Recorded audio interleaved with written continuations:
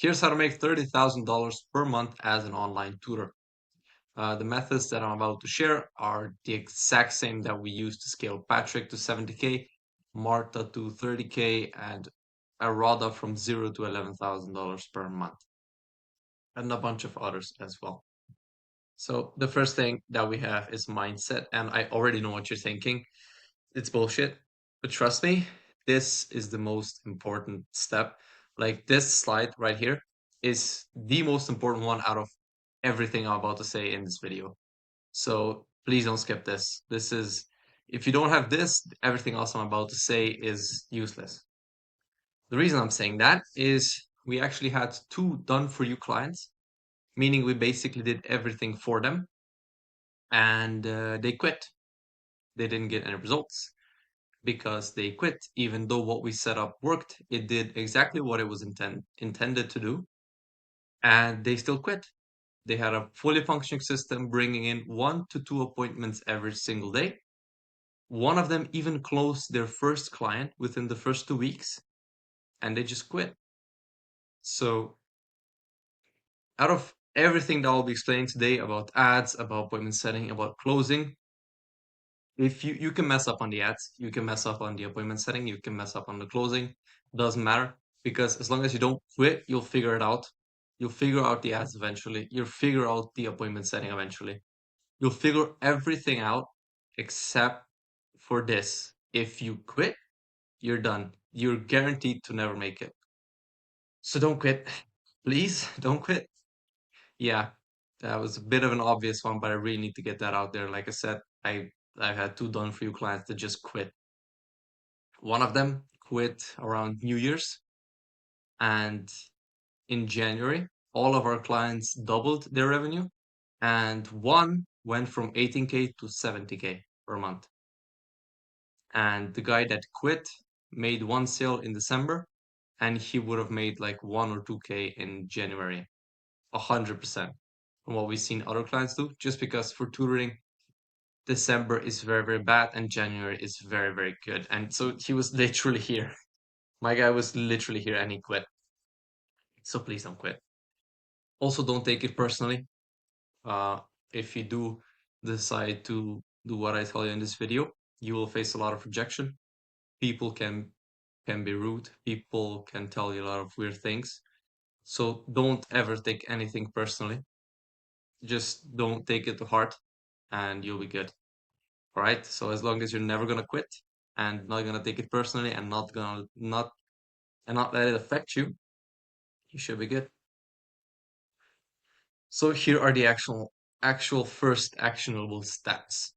Right. So the foundations, a bunch of general info that I think you need before we get into anything specific. So in general, older kids are more serious. Also, usually the harder it is to teach, the easier it is to sell, and the more you can charge. Now, this is not set in stone, but this is a general rule. So if you can teach a lot of things, I would generally recommend first trying to sell the hardest one that to teach, if that makes sense. The most advanced one, right? If you can teach A-level math and GCSE math, try A-level, just because it's more difficult. As well as if you can teach elementary school math and SATs, teach SATs.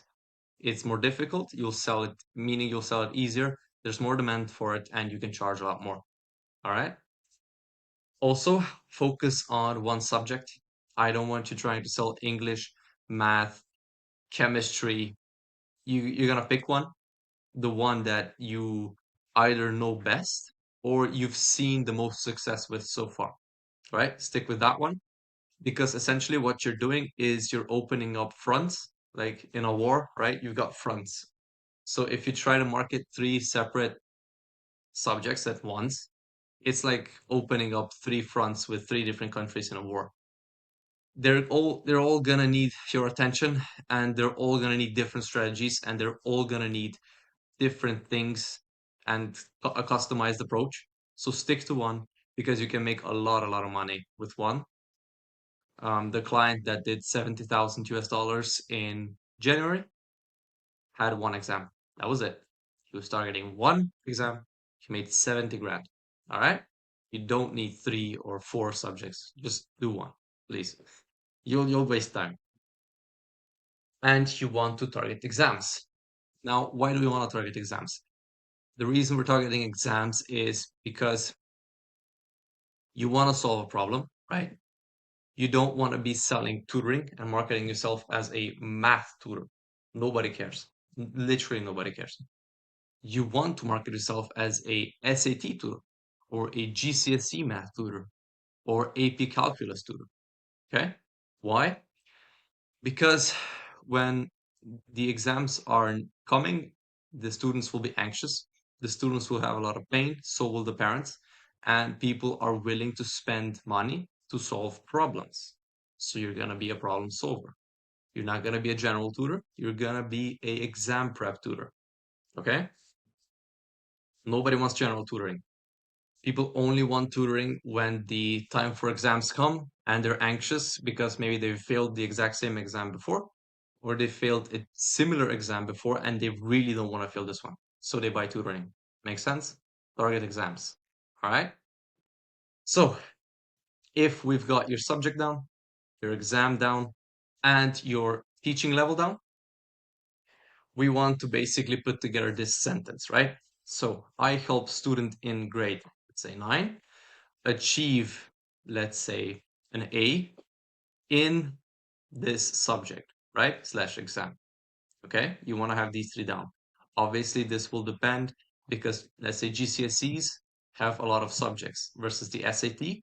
There's only one SAT, right? So depending on what you're going to teach, this sentence will change a little bit, but you want to know exactly what level you're teaching at, what you're helping them achieve, and what the subject is slash exam.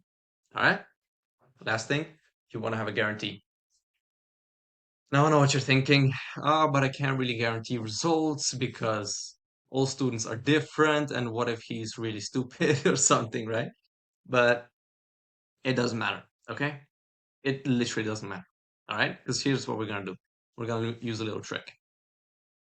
So there's probably a number of hours of tutoring in with which you can guarantee anyone a result. Maybe not everyone, but let's say 95% of people, which is enough so that the guarantee pays off, right?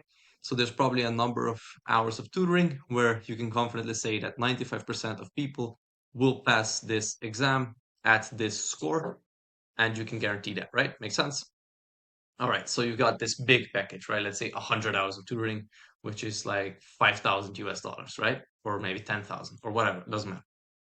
Okay? So we're gonna push that in the front end of our marketing, right? So in the ads, we're gonna say, I can guarantee you a 9 in GCSE math, or you get your money back, right? We've got a guarantee.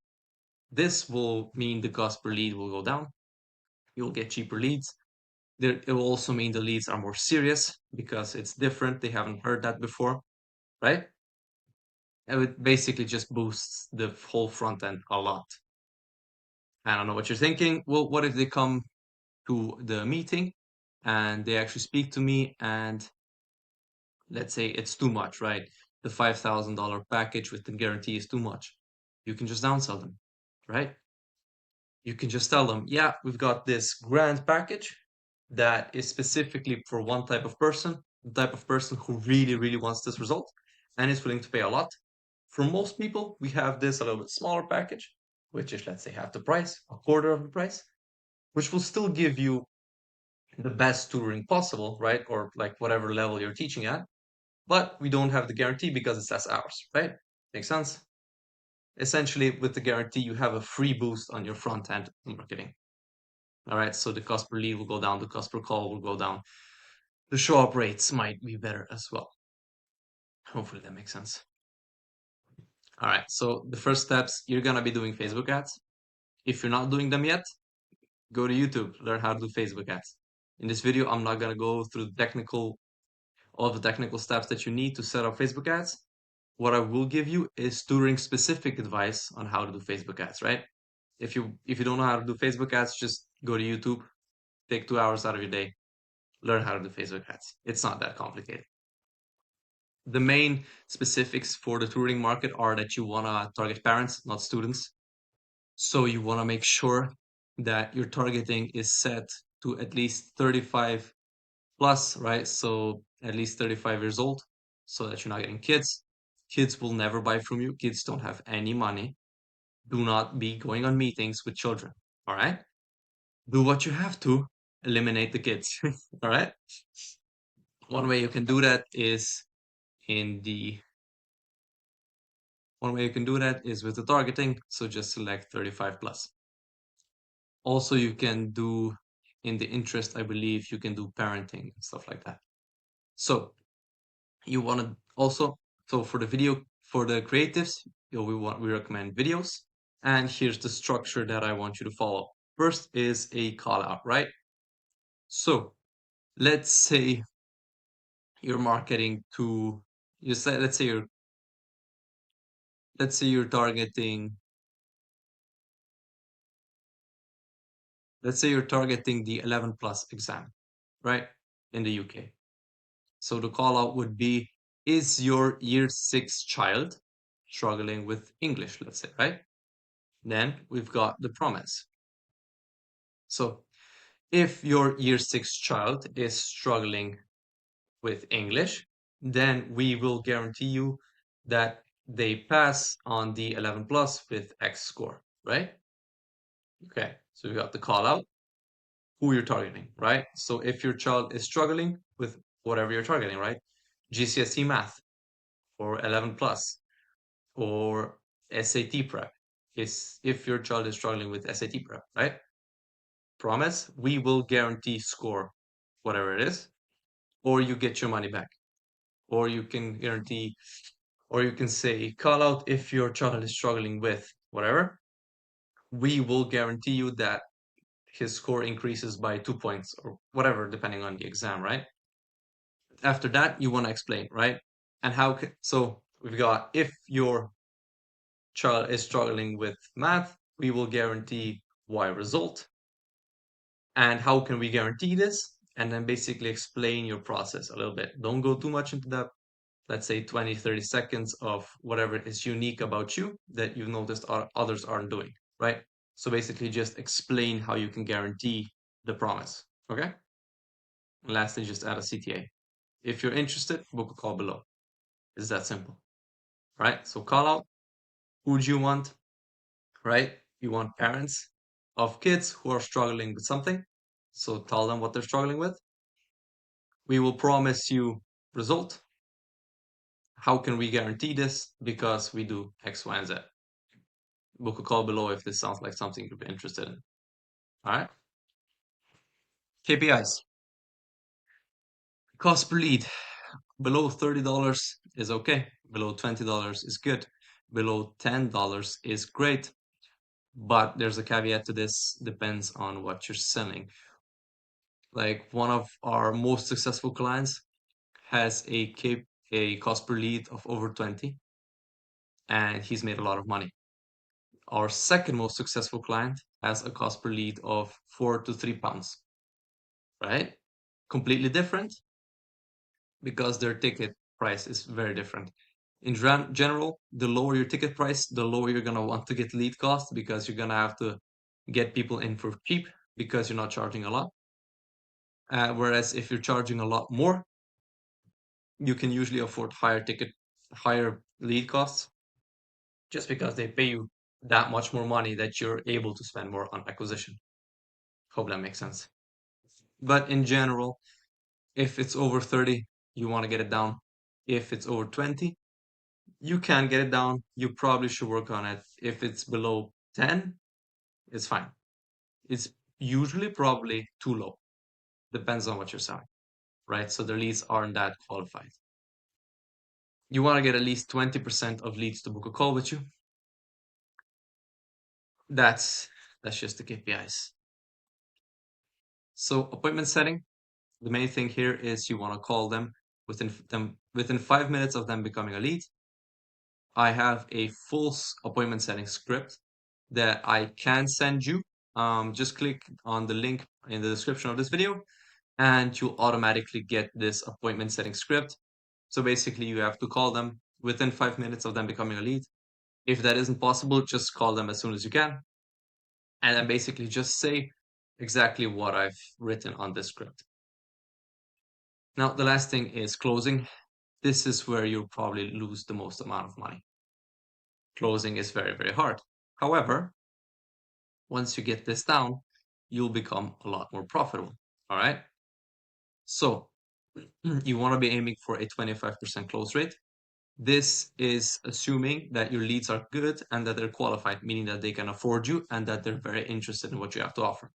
All right. If they can't afford you, it's not a closing problem. You have a lead problem. All right. Now, with closing, on the actual closing call, you've got three main phases. You've got the discovery, the pitch, and the close. I want you to focus on the discovery first because the discovery is basically where you ask all the questions. You get context on things. And if you do a very good job on the discovery, the close will be easy because you can, and the main point, the main purpose of the discovery is so that you get to the deep emotional reasons of why they're on this call with you, right? And if you get them to say that it's their lifelong dream that their child goes to some university, well, if it's their lifelong dream, then they'll spend 2K, 3K, 5K, whatever you're charging. If it's actually their lifelong dream, right? If this is what they want the most in life, then they will give you $4,000. Okay? But you need to get to that. And that's difficult. One of the best things you can do is just follow this framework. So first, you want to get full context on what their current situation is, why they're on the call, what the problem is, what they're struggling is, why are they struggling with this, what do they think is causing that. Just get all the context you can. Once you have their current situation, you want to then move into where they want to be. Okay? Again, here, why do they want to be here? Why is this important? What happens if they don't get here? Just go as deep as you can. After we have where they're currently at and where they want to be, you have a gap, right? Then you want to ask, why are they not here yet, right? What's preventing them from being here and keeping them stuck here, right? Again, go deep. Why? The discovery should ideally be 15 to 20 minutes. It can be longer, and you really want to go deep. Okay, I can't stress this enough. It can be awkward. You're gonna have to ask questions, a lot of questions. The main thing you want to be asking is what, why? Okay, why? Why is that? Why is that important to you? Right? Also, you want to ask them about any previous experiences that they've had with tutoring. If they had negative experiences with tutoring, which a lot of people have had, you want to make sure that you're aware of that. You want to make sure that you know exactly what went wrong. So ask them, okay, well, what didn't you like about this tutor that you had? Get full context. Because if they tell you that they didn't like something, and then in the pitch, you're saying the exact same thing that this guy did wrong, you're done. You're not going to close them because you're just going to sound like this guy who's bad. So get context on why he's bad. Okay? Again, just get as much context as possible. Then you do the pitch.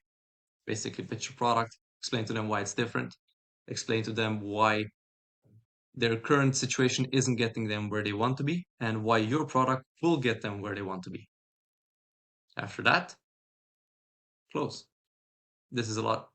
Now, I won't go too deep into closing, um, just because if you do a good enough job in the discovery, the close should be very easy. Because if they tell you that it is their lifelong dream for their child to get into whatever university, and then they tell you, well, it's a little bit expensive.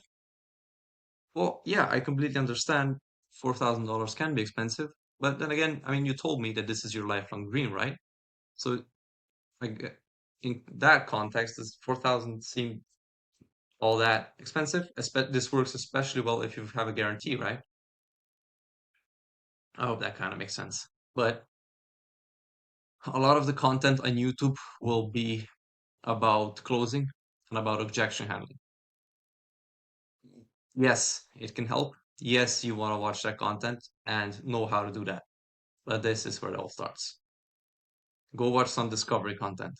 Go watch some content on how to ask the right questions, how to get all the context that you need. This is where the money is, all right? Because if you do this correctly, this is easy. Last thing, troubleshooting.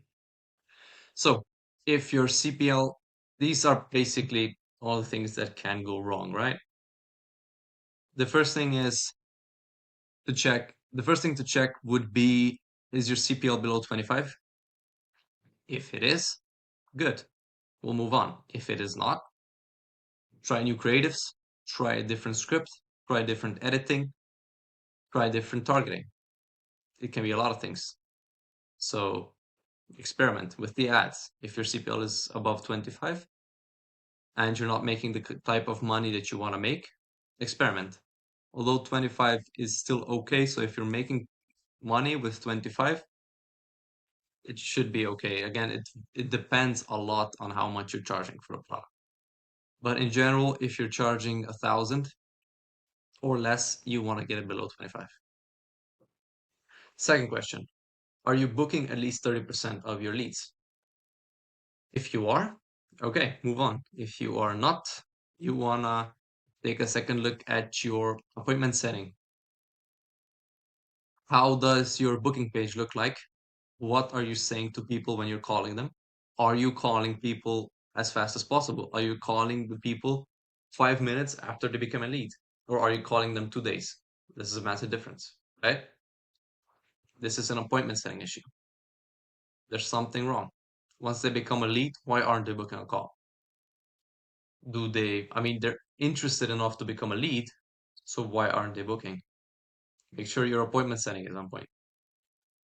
Next, do at least 70% of them show up? If yes, move on. If no, if it's like 30%, why aren't they showing up? Do you have follow-ups in place? Do you remind people day of the call? Do you call them up? Hey, whatever the name is, this is David from KSC Marketing, just checking up regarding our call we have today at 8 p.m. Right? You want to call them day of the call. Are you still going to show up? You also want to make sure that what you're offering is genuinely good. So one of the big one big thing preventing you from people one thing keeping the show rate down could be that people just aren't interested in your product enough. So maybe you have to look at your offer. If your offer is good, then just look at your follow-up. Do you have a pre-call video? Do you have a VSL? If not, get that sorted. And last one, are you closing at least 15%? If not, there's one of two things. Either your closing is bad or the leads are bad.